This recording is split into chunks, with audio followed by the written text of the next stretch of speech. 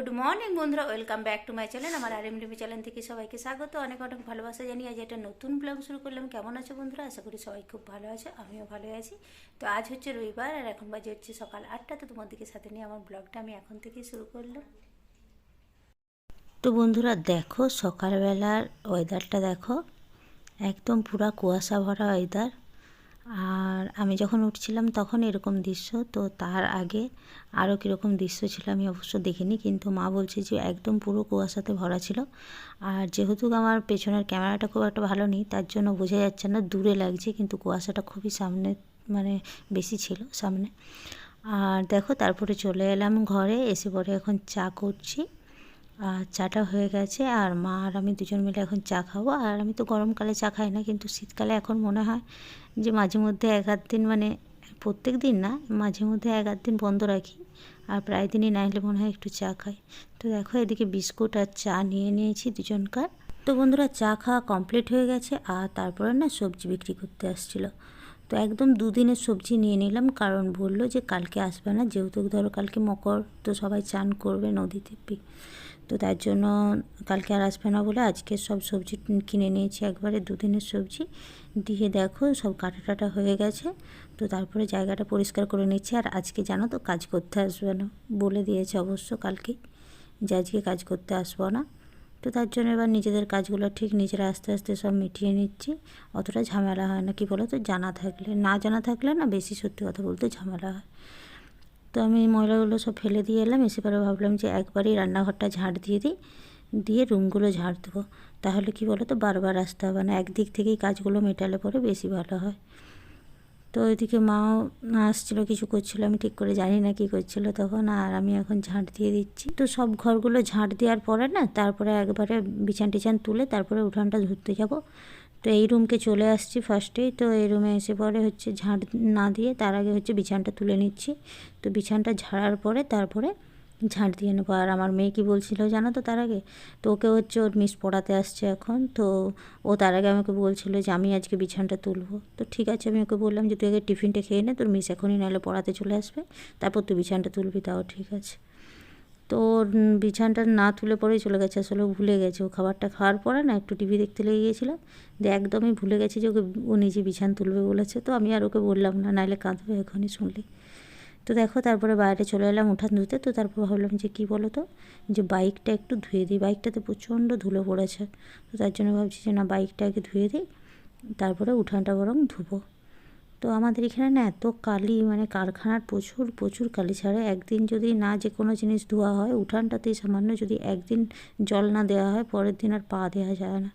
তো এদিকে দেখো জামা কাপড়গুলো ছিল, ওগুলো কেচে নিয়েছিলাম তার আগেই, তো দিয়ে ওগুলো এখন ধুয়ে পরে মেলে দেবো, তারপরে একবারে উঠানটা ধুয়ে ঘরটা মুছে তারপরে রান্না চাপাবো। তো রান্না দেখো চলে এলাম, রান্না করতে অনেকটা টাইম চলে গেছে, তোমাদের সাথে আর কিছুই শেয়ার করে নিয়ে ওগুলো ঘর মুছা টুছা আর দিয়ে পরে দেখো আমি রান্না চাপিয়ে দিয়েছি এখন। তো আজকে হবে কি বলো তো, পালং শাকের তরকারি, বড়ি দিয়ে পরে আলু বেগুন সিম দিয়ে পালং শাকের তরকারি হবে। আর এদিকে কী হবে বলো তো, ফুলকপির তরকারি।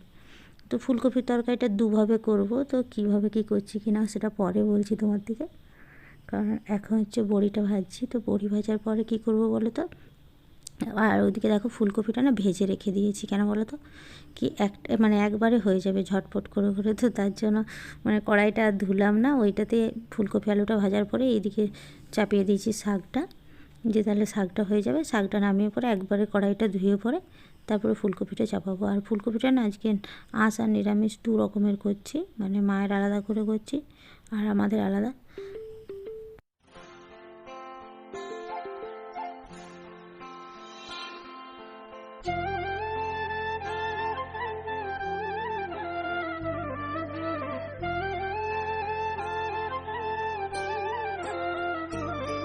তো বন্ধুরা, এখন বাজে হচ্ছে 2টো, আর অনেকক্ষণ আসা হয়নি গো, অনেক কিছু কাজ বাজিয়েছে, সেগুলো শেয়ার সব করা হয়নি গো।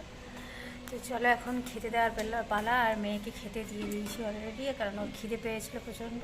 আর আমি আর মা এখনও খাইনি, আর মা হচ্ছে চাল বাটছে, যেহেতু আজকে তোমার কী বলে বলি, পৌষ সংক্রান্তির পিঠে হয় না আজকে।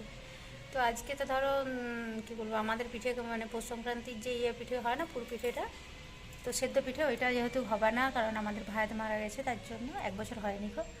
আর আমাদের এমনি বাটি সাপটাই করবো, তো তার জন্য মা চালটা বেটে নিচ্ছে, রাত্রে যেহেতু সন্ধ্যেবেলাতে হবে। আর নারকেল টারকেলগুলো এখনও কিছুই করা হয়নি, পরে হবে। চলো একবার দেখিয়ে দিই কী কী রান্না হলো। তো এই দেখো, এদিকে হচ্ছে চাল বাটা হবে, আর এদিকে দেখো মেয়ে খেতে বসে গেছে। চলো একবার দেখিয়ে রে, মিক্সি চালাচ্ছে এদিকে দেখো। এইটা হচ্ছে পালং শাকের তরকারি, আর এটা হচ্ছে মায়ের হচ্ছে ফুলকপির তরকারি। এটা মানে মা খাবে তার জন্য করেছি। আর আমাদের ফুলকপির তরকারিটা তুমি দেখো, ডিম ফাটিয়ে দেখো, ডিম ফাটিয়ে মানে ডিমের অমলেট করে করে ফুলকপি দিয়ে আলু দিয়ে ঝোল করেছি। তো বন্ধুরা এখন বাজে হচ্ছে সন্ধ্যে 6:15। সবাইকে জানাই গুড ইভিনিং। আর এখন কি করছি বলো তো, আমি সন্ধে দিলাম, সন্ধেবেলাতে সন্ধে টন্ধে দিয়ে সোয়েটার টোটার পরে নিয়েছি সব। আজকে সোয়েটার মোজা দেখো সব পরে নিয়েছি। আর এখন করছি হচ্ছে নারকেল কুড়ছি। তো নারকেল কুড়বো, পিঠে হবে তার জন্য। আর ওদিকে খোয়াটা মা গুঁড়ো করে রাখছে, দিয়ে চিনি, ওটা চিনি ছাড়া আছে, ওটাকে হালকা চিনি মেশাবে। চিনি দিয়াই কিনে আনতো, তো কী বলো তো, চিনি দিয়াগুলো না অতিরিক্ত মিষ্টি হয়ে যায়। তো তার জন্য কম চিনি দিয়ে পরে বানাবো, কারণ ওর খুব একটা মিষ্টি খাওয়াটা ভালো নয় এখন। তো তার জন্য কম চিনি দিয়ে বানাবো বলে মাকে বললাম যে ঠিক আছে এমনি চিনি ছাড়াটাই কিনে আনো, দিয়ে পরে চিনি ছাড়া ওইটাতে চিনি মেশাবে। আর এখন আমি নারকেলটা কুড়বো, দিয়ে পরে নারকেলটা করবো। আর সকালবেলাতেই ধরো, সকালে না দুপুরবেলাতে বেটে রাখছিল চালটা। তো চলো এখন নারকেলটা কুড়ে নিই। তো দেখো বন্ধুরা, এদিকে হচ্ছে নারকেল কুড়া কমপ্লিট হয়ে গেছে। তো নারকেলটা এখন বানিয়ে নেব। গুড় নিয়ে আসছে, গুড় দিয়ে। আর এইদিকে মা তোমার কি বলে, এটা নাম কি গো, ভুলে গেলাম আবার। চাচি। তো চাচিটাকে তোমার করলো কি বলেন, ওই চিনি দিয়ে পরে একটু গরম করলো, তো পাতলা করে দিল, শক্ত হয়ে কাঠ বসেছিল তো। আর যেহেতু মিষ্টি ছাড়া ছিল তার জন্য। তো চলো এটা এখন করে নিই, তারপরে পিঠে করব।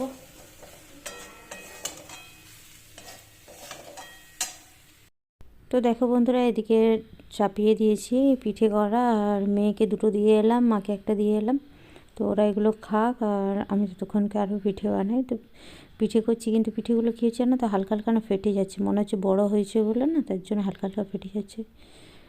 তো পরে দেখো আবার ছোটো করেছি। তো আর দেখো এদিকে রনি বনলতা থেকে ল্যাংচাগুলো এনেছে, দেখো সাইজ। একটা ল্যাংচা মিনিমাম 1 বিত্তা করে সাইজের আছে। তো এগুলো 40 টাকা পিস নিয়েছে। আমার মেয়ে দেখো হাতে করে দেখাচ্ছে কত বড়। তো এগুলো অনেকটাই বড় বড়, কিন্তু মানে খুব একটা আমার মনে হয় না খেতে খুব একটা টেস্ট হবে বলে, কারণ এটা মানে ফোনে দেখছেও আলাদা, কিন্তু সামনাসামনি দেখছিলাম তো খুব একটা টেস্ট হবে বলে মনে হয় না। এর থেকে শক্তিগড়ের ল্যাংচা অনেক ভালো খেতে। আর দেখো তারপরে হচ্ছে তাওয়া পিঠাগুলো ছোটো ছোটো করে দিয়েছি। তো ছোটো করার পরে দেখছি একদম কিন্তু আর ফাটেনি গো, একদম ভালো হয়েছে ঠিকঠাক। তো বন্ধুরা, ভিডিওটা এখানেই শেষ করছি। যদি ভালো লেগে থাকে অবশ্যই লাইক, কমেন্ট, শেয়ার, সাবস্ক্রাইব করে দেবে। দেখা হচ্ছে আবার নতুন ব্লগে। ততক্ষণ সবাই সাবধানে থাকবে, সুস্থ থাকবে। আর যারা নতুন ভিডিও দেখছো অবশ্যই চ্যানেলটিকে সাবস্ক্রাইব করে আমার পাশে থাকবে। Good night, tata.